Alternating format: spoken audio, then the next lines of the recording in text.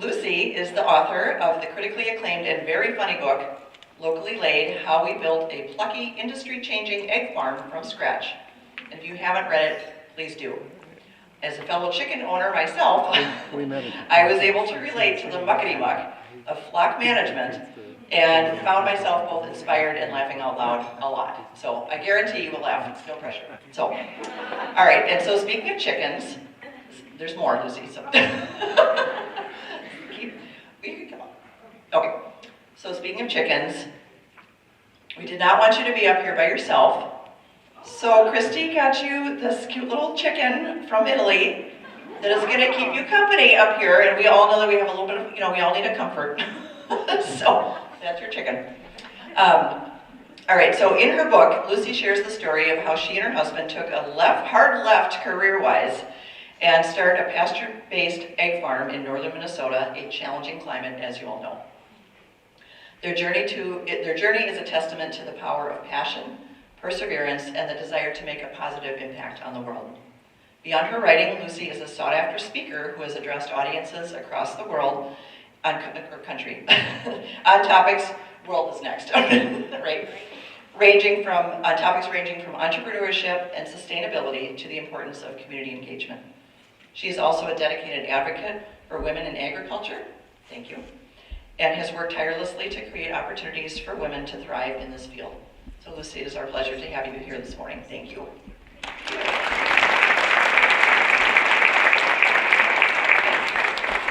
I always want the intro to be really short, like, here's Lucie, but all these things come up. Because I just want to get right into the story.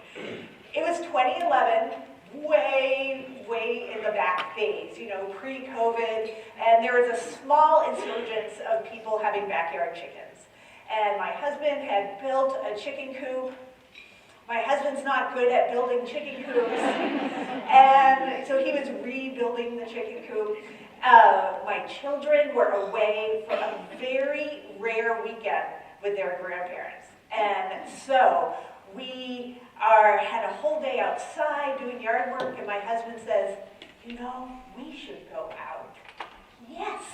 I shower, I put on the flirty skirt, I floof, and we go to Mexico Lindo, the only Mexican restaurant in Duluth, Minnesota at the time. And we go and we're just chatting. The beer is cold, the chips are warm, and he says, I have something I'd like to talk to you about. I want to talk to you about commercial poultry. And this is not the sweet nothings I was really looking for, but we all have probably had a moment or two with our partners where you're like, just get it out.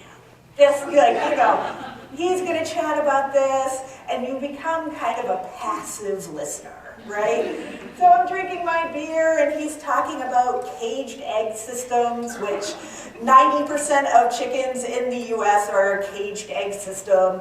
They eat from that trough in front of them, they lay the egg and it goes down.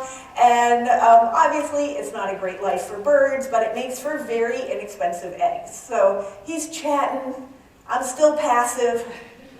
Then he talks to me about cage-free eggs, which is a better deal for the bird. They're not in cages, but they also are on the floor, which is not where they want to be. And it's a little bit like they live in a casino, because they have no idea what time it is. They don't know what season it is. They're just kind of doing their thing. And then he talks about what he calls the platinum level of poultry.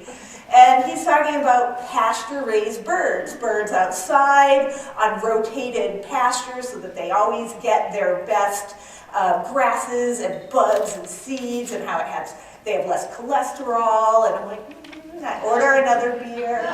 And then he says, and this is exactly the kind of farm I want to start. And I heard that, and I am listening, and I'm listening so hard that I'm pretty sure I'm going to pop a blood vessel. And then we get into what has come to be known as the farmgument, a very public argument in this restaurant in which I am saying things like, you have a degree in poli-sci, you have a master's in international affairs, and until last week you misidentified a pear, and you want to open a farm? You have no business opening a farm. And we're like, and he's like, you can't squash my dreams. And then I'm like upset and I start weeping. And because I'm not a pretty crier, I'm kind of honking. And the server is like trying to find the opportunity to throw our entrees at us. And we go home, and he sleeps on the couch, and I sleep upstairs, and yeah, so not an auspicious start. And I thought that I had put the lid back on Pandora's box. But then something happened, and it's this whole big story of its own, but I will condense it that his brother was very ill in Southeast Asia. He was sent over there literally to take him off life support. And he got there and said, my brother actually just needs a healthcare advocate. And he was there for over a month in this second world country, making things work. And he came home with his brother walking down the jetway with him. And I was like, this is so beautiful on so many levels, including the one that he's had an adventure and he probably doesn't need, he's probably forgotten all about this chicken thing, and he embraces me in his arms and he's like, life is short, honey. And the only thing I know is that I really want to start that chicken farm. And I have a 5-syllable F-bomb go off in my head. So I was like, all right. If we're going to do this, yes, he could no longer go back in the cube. We are going to do it right. We are going to get a business coach. We are going to work with people who know what they're doing. And we did. We spent a lot of time on a business plan, figuring out where we're sourcing and inputs and where we're going. And I refer to this now as our business fairy tale, because it didn't work out that way. I don't know whoever. It's sort of like your birth plan. I don't know if anyone had that. I'm like, funny, this wasn't in my birth plan. And, a 36-hour labor, which I saw, but no. So it all came to be, we had our business plan, we registered with the state, and yes, we were the first commercial scale pasture-raised farm in the upper Midwest because nobody wanted that niche. It was wide open for us. And so I usually like to tell people, they're like, oh, you own Locally Laid? I'm like, I own half the bit of Locally Laid. And when people hear this name, Locally Laid, they're like, get a little worried about what your product is. But I always assure them that there is nothing about commercial scale poultry that is going to serve as a marital aid. So we started off with 5 hens in their shoddy little coop in the backyard. And over a summer, we went to 1,800 hens. And it didn't go as smoothly as one would have thought. There was a lot of things that were difficult. You just think you know. We read the books, we watched the videos, we met with people, but things happen, right? And of all the things I thought we were going to have problems with, like, I don't know, zoning laws and, working with the health department, it was procuring pullets. And if you're not familiar, pullets are just like sassy little teenage hens. They're on the verge of laying, but they're not laying yet. And that's a great place for us to start. We did a lot of research on our business plan, and we realized we should start with these pullets. And we called everybody, every hatchery, every chicken procurement business, and they're like, we would love to give you some birds, and our minimum order is 20,000. So that's not going to work. So we turned to the internet, and Jason found a guy.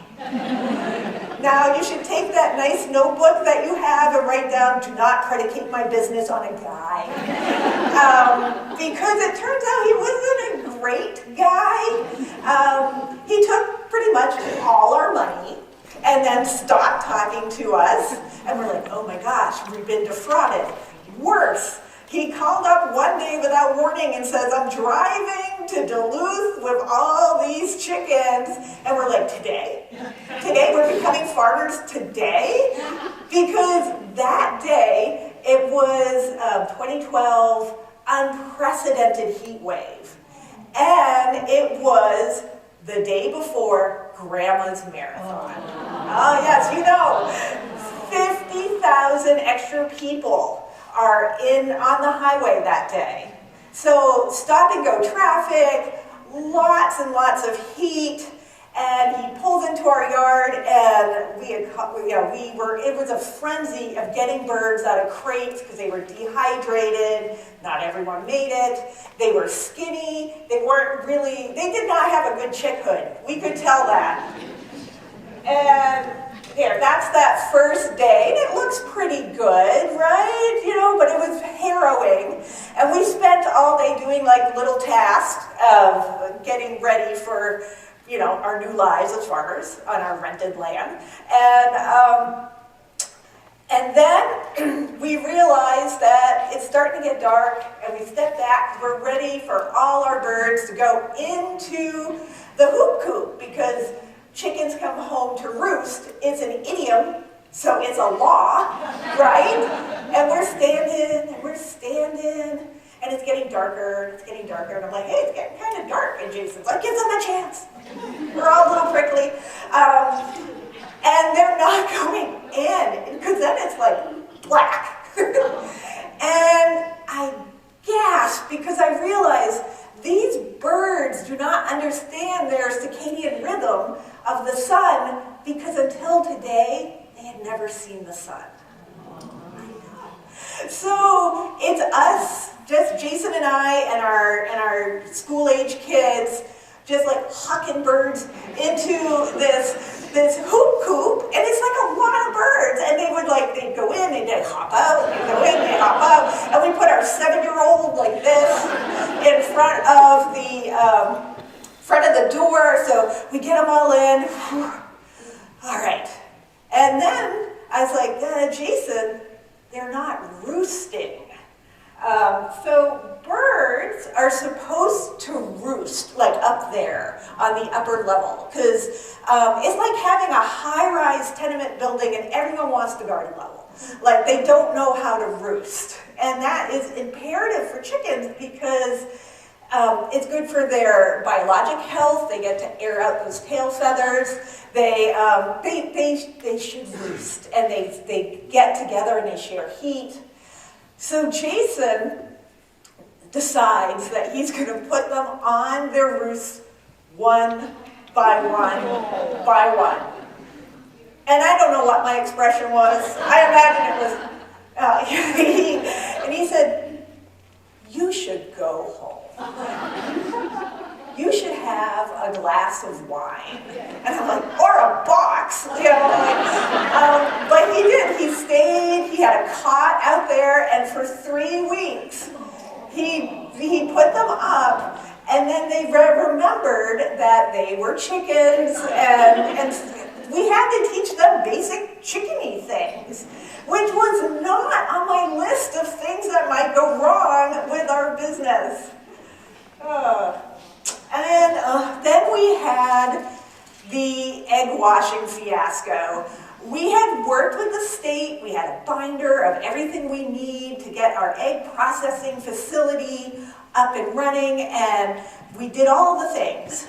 And the state guy comes out, looks at our setup, he goes, we gave you the wrong regulations.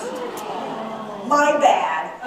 And I'm like, my bad. Like, Jason had to kind of hold me back a little bit. He's like, you know, when the spouse does the little squeeze? And so he had to like crush me. I was really upset because we had spent a lot of money on a building, and suddenly we did not have a place to have all these eggs. And these birds, our sassy teen heads, have become women, and they are now dropping eggs. They are dropping eggs. So 1,800 birds means roughly about 1,600 eggs a day. And Jason is literally like, can you bring these home and watch them? I'm like, these are a lot of eggs. And we legally can't sell them because we are not certified by the state. And he went and made friends with everyone, and we ended up finding a commercial kitchen we could use. And so I guess in that case it works out. That little girl's in graduate school now. So we did, it was pretty awful. And my big takeaway from that is that it's not all going to go right? Like, so many things were very, very difficult. And I can totally understand where you would be like, why is this woman speaking? Am I doing a to-don't? Like, my to-don't-less? But there was a lot of ways, and I'm hoping to give you all the takeaways to do that shattering of this ceiling. And it's not just for business. It's things that I think can apply to a lot. And the number one, my first one is accept help.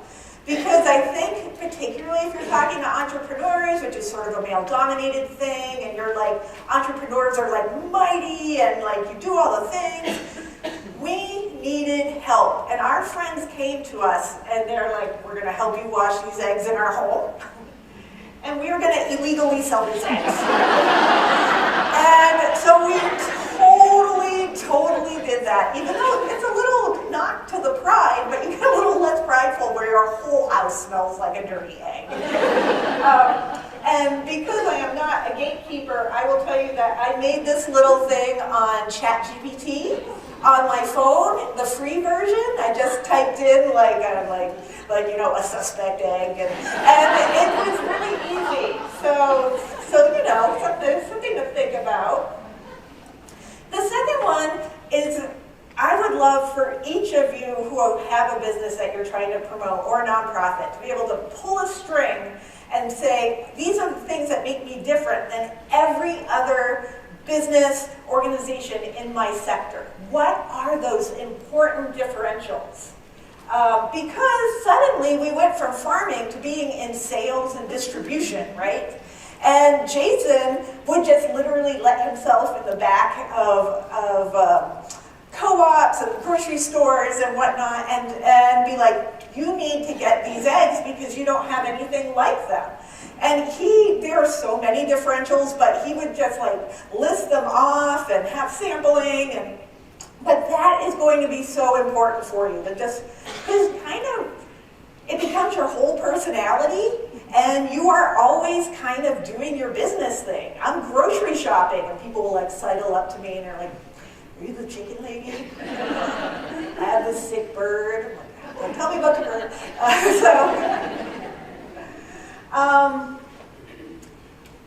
Network within your industry. So for us, that meant going to a lot of farm conferences. And we would get things here or there from breakout sessions or whatnot, but the important things happened to us by, you know, the snacks. That is where you really met people. And there we go.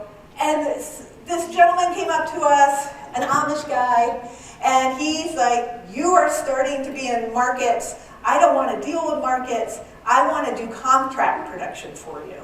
And I'm like, Jason, We can't do contract production. I read, like, when I get nervous about something, I read and I do all the research and I'm like insufferable. And I just read a Pew Charitable Trust white paper about how contract production is like the scourge of agriculture, blah, blah, blah, blah. And Jason's like, we could write contracts that don't suck. It had not occurred to me that we could write contracts that don't suck. And so we don't do contract production, we do partner farms in that they're open contracts, everyone knows what everyone is making, unheard of. We don't make them buy our pullets or feed or whatnot, we just have guidelines. And it's been really good. We've been doing it for a bunch of years now. I made that bird on Canva. Canva Pro 120 a year. Actually, all these slides are on Canva. I actually remade all my slides, and my husband's like, why are you spending so much time on this? And I'm like, it's a woman's group. I wanted it to be great. So what ended up happening is we are really near Pine County. And so we now have 7 barns in that area, but we started with 3. And like I said, they buy their own birds. We encourage them to go to their neighbor farms and say, please plant non-GMO corn, plant clean soy, and I will buy it. Because those things are harder to produce, they're more expensive, you need to make sure you have a market. And we're like, we will help you. We took them to the local feed mill and like, here is our recipe to grind up their feed. So that is within 10 miles of them. And we're like, you need to do your own egg processing facility. We are really good at setting them up now. But don't truck them to us so that we earn a little bit more money. You can do that here, and you live super rurally. So there are people who are thrilled to work 5 hours a week doing egg processing. It's super zen, by the way. You're just putting your eggs into your 1952 egg washer, the Aqua Magic 5. I don't know how it's better than the 4, but I'm sure it is. But that's a great way that people don't have to drive 45 minutes to go be a cashier, right? They'd be delighted, and they are delighted. And so what this ends up doing is creating this local amplifier. It's kind of the opposite of vertical integration. It's really letting that community do well. And I was at another conference, and there was someone from the economic development area, and he saw me speak, and he's like, I know Pine County, and it is coming out of poverty for the first time in 125 years, and you are part of that. And then I cry. And one of our farmers, he got to buy his farm that he had been renting. That's generational wealth, which is kind of amazing because I'm like a typist, right? And like this is changing their lives, and that's very cool. So number 4, this one is surprising a little bit. Part of the reason things turned around for us is we started doing grants and contests, and it wasn't about winning. It really wasn't. It was that it forced me to define our business in 300 characters. And you have to really like take out your word rate. I used to teach writing and literally bring a rate to class about like taking out all those extra words. And you kind of discover what your business truly is. And part of that was I ended up writing a mission. Not that like we don't really need a mission, but it's about creating food, real food, and treating birds well. And so shockingly, we're all like loving the planet. Middle agriculture is like we're that. We're like not super small with a roadside, come buy eggs. And we're not super big with the 250,000 birds. We're in the middle. And that's a really great place to be if it wasn't so damn hard. Because the world isn't set up for that. But these are the things we stand for. And this is what's super cool. When you do a mission like this, it helps you figure out who your audience is. So I know I need to reach out to my foodies and my locavores and my animal welfare people. Farmies, if you don't know what a farmie is, that is a person who has a lot of opinions about farms, but probably have never been to one. But they have their place. And so this is a nice cheat sheet if you are doing social media, that you're like, I pull this out. And I'm like, I haven't talked to my environmentalists in a while. What can I say to them? And it's like a nice touch point for me. All right, well, our business coach one day we had, going through like how awful things were going. And at the end, he turned his computer around and said, I want you to join this contest. Intuit is the people who do taxes and QuickBooks and whatnot. And I think it was 2014 where they were like, we're going to give a small business a Super Bowl ad. And what you needed to do is you needed to have a video. And I have that video, and there we go. Hopefully it won't be too loud. Oh. Do you hear that?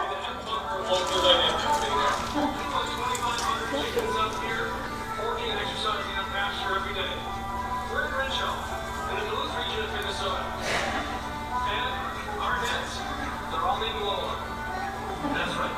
Jesus has a chicken. Have chickens out of pasture? Well, in simple terms, a healthier chicken is going to lay a healthier egg. Our girls are poultry athletes. As you can see, we call them in the fresh salad bar every day.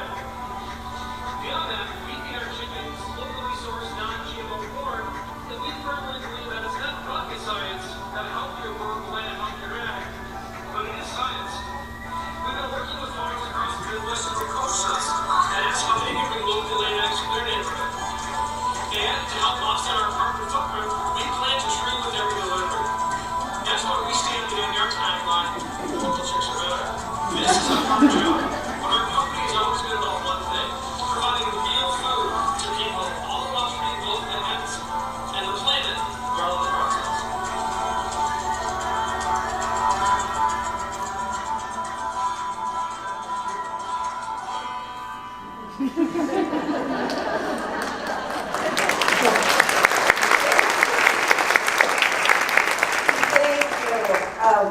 That was our curtain is a little less overt now, and Jason did not want to call himself the head clucker. He was a good sport. He was like, and I had all these puns and stuff. And I'm like, well, you know what? I didn't want to be in farming. So he did pretty good. So this was an investment for us. I think we spent money to have a real video made. We had our friend write a song so that way we could not have infringement rights for putting it out in the world. And oh no. There we go. So and right away I insisted that we have a nice business card, a good logo. We have something that made us feel real, even when we didn't feel real ourselves. It was really helpful, like that little chicken, Lola, short for locally, short for laid. That has been super important, and it is a good investment, even though it's really hard to make in the beginning. I'm sure my new friends from Vi would agree. So we did some investments, and a few days into it, I was like, I looked it up, and it looks like we're coming in second. And Jason is like, we are not coming in second. I'm like, no, look, right there. And he didn't believe me, so I went to like a hotel and tried their computer. And I'm like, look, we are coming in second in the nation, and we are only behind NORML, and NORML was the national organization to legalize marijuana. And I'm like, we're almost as popular as pot. So then we super got into it, and our community got into it. We made a series of videos. Lola was out driving my minivan, and she got pulled over for tweeting and driving. And like people were so great. Like the police were like, we'll do that. And the community came together in a way that actually I just got goosebumps, because like a bunch of people in Duluth changed their Facebook profile to our logo. Pizza places were putting this strips of paper about voting. It was one of those vote every day contests. We had the Vote Lola signs. There's my daughter Abby in front of the Miller Hill Mall, which was super nice. We put it on our egg cartons, which was a nice way to distribute it. We would, what was it? We would, pluck people's rides. We would, we had to get out the Click rally, which drew more people than for like the rally for Al Franken. And because of the magic of the internet, it was somehow in England. I don't know how that happened, but things were happening. I was on Fox News and National Public Radio on the same day. I mean, it was wild. And we did not win. No, it's okay. We came in second, which is epic, which is exactly where we needed to be. We weren't ready for that kind of exposure. Second actually ended up being great. And we got to go to New York and open the NASDAQ, which dropped that day pretty dramatically. We were on a billboard in Times Square for like 5 seconds, but I was bigger than David Beckham for 5 seconds. And they made us a commercial that was viewed on very, very few TV stations. And I got to fly out to California and be part of watching it come together. And the hilarious story is that I'm there, I'm on set, it's at a farm, it's really cool. And they're showing me the storyboards, and on one of them, the bird is going to gently fly down onto this hay bale. And I'm like, you know they don't really do that, right? And they're like, we have a professional who has a chicken trainer who recently taught birds how to play soccer. And I'm like, oh, I'm going to go sit over here. And I'm going to just watch this all. And I'm just watching take after take. And the guy's there with his clicker and his corn. And then finally I hear over the radio, somebody pitch that bird. So they throw the bird and it sort of gracefully falls down. And but it was really super fun and good. It was so good for my community, because I think Duluth has been looked down upon for a long time. They used to have a billboard that say the last one out, turn off the lights during the iron ore travesty that happened in the Rust Belt. And they just found us and wanted to, they're like, well, we're going to just lift up this bird. And they did. That was fun. Oh, and not that long after that, I got a nasty gram. And this guy went to his store and saw our egg cartons. And he's like, you are vulgar and bring crudeness in the world. And I'm like, maybe. Right? I mean, just a little. And that did not overly offend me. When he was mad that we were the highest price, oh, I was hot. I was really mad about that. And I, start typing. But the first thing I did is acknowledge his point. I acknowledge, like you're right. We push the envelope. We super do. And let me tell you why. And this is a good place for your differentials. I went full frontal farmer on him. And I talked about the labor that goes into an operation like this, because this is a lot different than a caged operation. I talked about the food miles. Your breakfast cereal goes further on vacation than you do, right? Talked about how we plant trees, and it's not like a whole bunch, but it's added up to a whole bunch, and we're really proud of it. Said we're micro-brewed, because we have small flocks. I'm sure he appreciated that. And I talked about how, as a nation, we have almost 400 million layers, and they're in these big barns. It's a super biohazard, because the reason why eggs have been so expensive is that you have one bird with flu, and you have to get rid of an entire 200,000 bird barn. So if we were to get the flu, we would, take 1,000 birds offline. That's not going to super disrupt things. And I have to say, we haven't raised our egg prices in 2.5 years because our inputs have not gone up, and there's a lot of price gouging out there. Ugh. And so all those birds are kind of owned by, I'm thinking 5 white guys, but you put whatever head you want on that. And that's not good for our nation. That's not good for food supply. And I talked about how they're all vertically integrated. They own every aspect of the food chain. And that we are locally sourced, locally sold. And that makes a huge difference to communities. And would you have learned all that if we were named Amundsen Farms? Which is what Jason wanted to name the farm. So I typed this out. I show it to Jason, and Jason's like, that's nice. It's a little academic.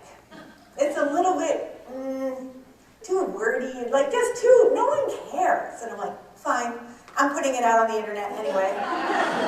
And we went to the bank to take out another loan, because we were super good at that point. And my phone is buzzing. Jason's giving me the stink eye, because, rude. And when we get out, I see that it has been shared and liked and shared and liked and liked and liked and liked and liked. And it went out there. So then I put out a press release. And then it got wings. It got wings. And it crashed our website. And we sold 500 t-shirts, which was so great. And I talked on so many radio programs, around the world. People cared about rural agriculture for 2 minutes, and it was great. But it was so uplifting. So, so shamelessly self-promote. That, is it a little it's a little much to send out a press release? No, send out the press release. Really. Because, and people, I would say, please try to go after earned media. Earned media is a fancy way of saying press. Go get the free stories in the press. And it's easy to think that traditional media is like that Monty Python movie, right? Bring out your dad. But the thing is, like the Monty Python movie, they would tell you they're not quite dead yet. They're not. So those established media, they have really established socials. In addition to being out in the world, you can see this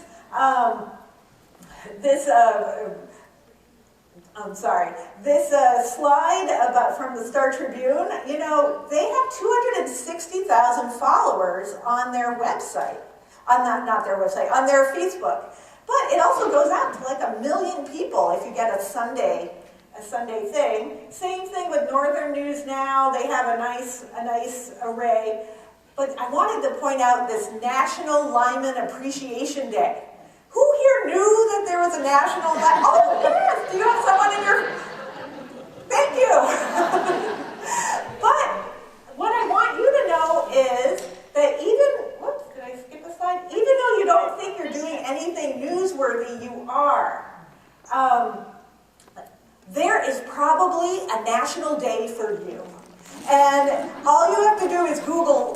websites. No, these are actual sites, but you can just Google like websites for national days, and they come up, and you can help the media. The media really needs you to help pitch them stories because newsrooms are very small now. And you are not being a pain in the ass, you are helping. You are helping by being like, hey, it's National Blah Blah Blah Day, and I'm your story. So where I am, the big game in town is the DNT. Serves about 100,000 people. And one day, I went and got my paper, and on front of the newspaper, where it should say, like, peace breaks out in the Middle East, with a giant photo of cats. It's like the biggest photo of cats. Above the fold, it was like a little offensive in some ways, but I swear that you also have a story that could be as important as kittens. So I'm going to ask that you read the paper, even online. Just read the paper. I think you should get that cheap digital subscription and save journalism. There's a lot of good reasons for it. Oh, thank you. For my 50th birthday, I asked everybody to go get a digital subscription for stuff. I'd like to think they did. So watch your local TV or just online to just see what stories are out there and who is the reporter.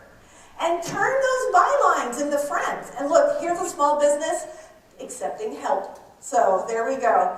So you would write to this Jeff. Yeah, you have to email them. But tell them you liked their article or TV segment and be sincere. Because as someone who used to write for a newspaper, the only people who would write to me were people who did not like my article. So if you have a subject line of loved the story on X, they are going to break their necks to open that. So give them a specific thing you liked. And you are a content expert on whatever it is that you are purveying out there in the world. This is a great way for organizations, nonprofits, to also get themselves quotes. I'm available for quotes if you need it, or pitch a story idea. So it can be like, what niche are you fulfilling? All these different angles. And if you're like, oh, I could never do that. Well, that's where you meet my other friend, Claude.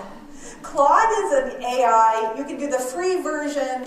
This is the one that's good with writing. This is the one that's putting me out of business, I guess. But Claude is good, and you can explain your business and ask Claude for ideas. I used to have like 8 slides about how to write a nice press release. Claude will write it for you, but you have to edit it. Okay, and so you have to tell it the tone, because sometimes I'm like, I literally say like, Claude, you're too excited. And he'll scrape out some of those words. But Claude is a really good way to go. So you're going to have to remain flexible, because it is so likely that the business you think you're starting is not the business that you will have in a few years. I kind of thought this would kind of be my more day-to-day. But what we really are is on our phones a lot, doing logistics, making sure that this distributor got all her cases and blah, blah, blah, blah, blah. So it's not what you might anticipate. And we have 45 acres.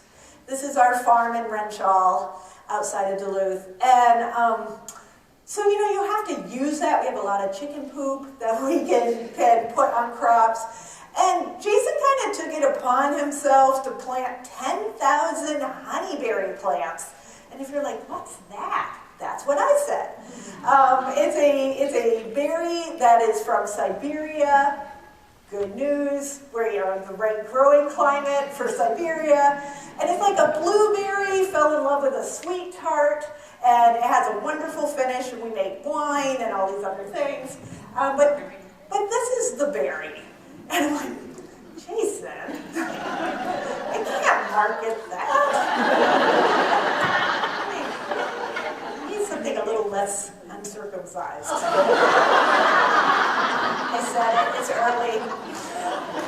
What is to start ag tourism. And Jason was like really against it. And a year went by, and a year went by, and finally I'm like, I have done so many of your stupid things. And he's like, let's build an Airbnb. And so we built the Perch, a lofted Airbnb.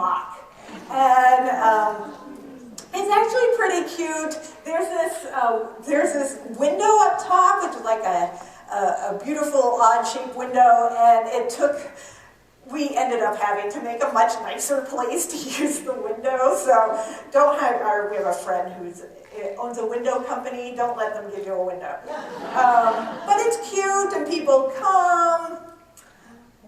And then we saw another niche. Wouldn't it be fun to have something that's super inexpensive and that families would love? And so behind Lola there is one of our bunk houses. And the bunk houses are 2/3 people coops, 1/3 chicken coop with glass in between. I know, that's Jason's idea. I have to give him all the credit. Oh, we are so pun-rific. And you can see, there they are. And that's glass there. And sometimes guests will be like, we're not going to get up early to let the birds out. I'm like, sure, that's fine, no problem. But I know those birds at 5 a.m. are going to be like, and you see them later, they're like, we were up, we let the birds out.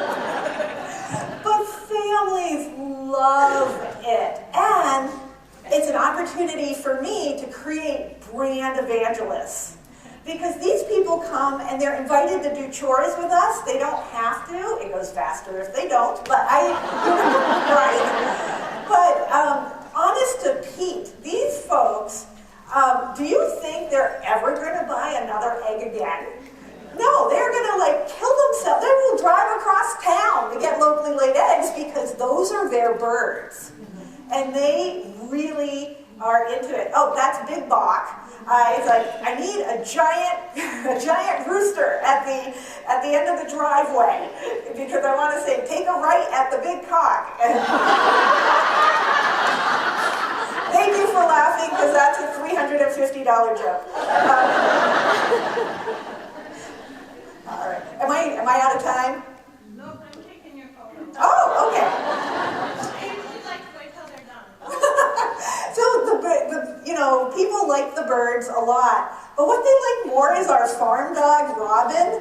And I always say, if you don't lock the outhouse door, Robin is going to give you a courtesy wellness check, which is what happened here to a guest. And Robin likes to hang out with the guests so much, I had to put a tracker on him because he likes to like get in their cars and try to rehome himself to Bloomington. So I, of course, did a press release about all this, and it did really well. And it was on the bottom half of the Star Tribune. That is, yes, Lola could not get enough of reading it. But that was the biggest get you can imagine. And there was a lot of TV stories. We were on all of these, which is crazy. So to get into the city market is a big deal. So that was so great. And we got to also talk about this whole middle agriculture thing. That I'm like, you don't have to, this isn't just about us, it's a little about us, but it's not just about us, it's about supporting farmers. Like, I think when we do well, it ripples out to other farms too.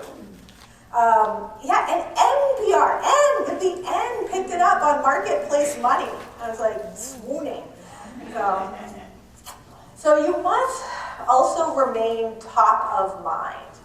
And one thing we do is we put little notes in our egg cartons, and they vary, just so that they know there are real people behind this. And we have like come see us at our Airbnb, or tell them some egg facts, and people like that. We also do a free thing in the community called Hug a Hen, where we set up at festivals. And we do Christmas Hug a Hen, where I put little Christmas hats on them. And let's see, and it's a big hit. Do we make money No. I actually hire crew to come out and help us because these can be very long days. But I get paid back in a lot of joy, and people love it, and then, sometimes that's just enough. And I made the guys wear the Merry Chickmas sweatshirt. I'm very popular at home, by the way. I don't want to. Yes, the one on the right is my guy.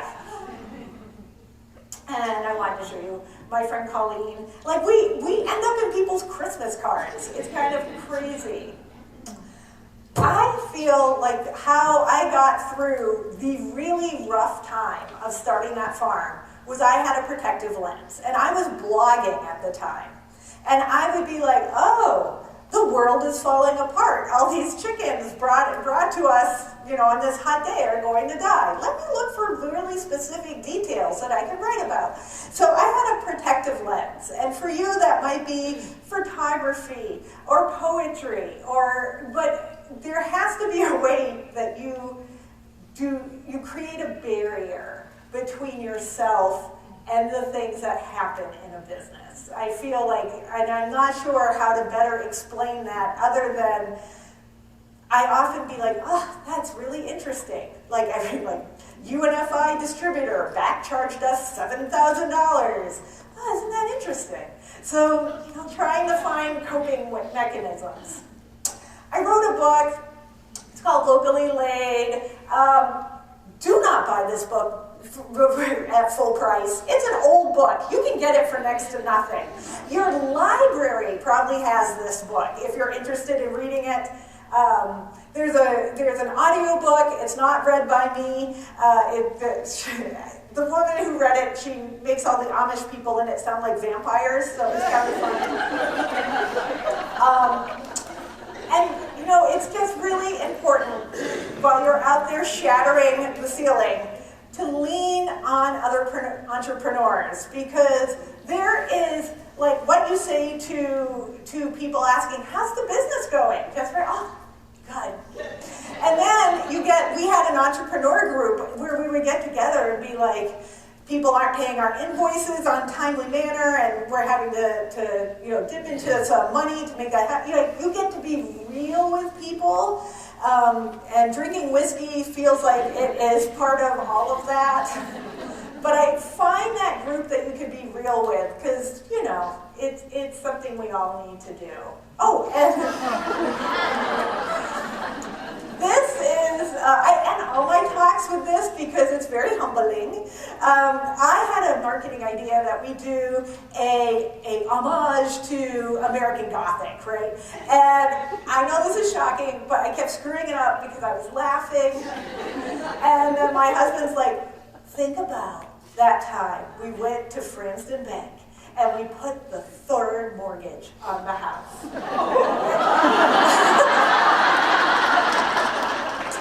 And that's what I look like when I contemplate debt. And that's my talk. I thank you for being such a good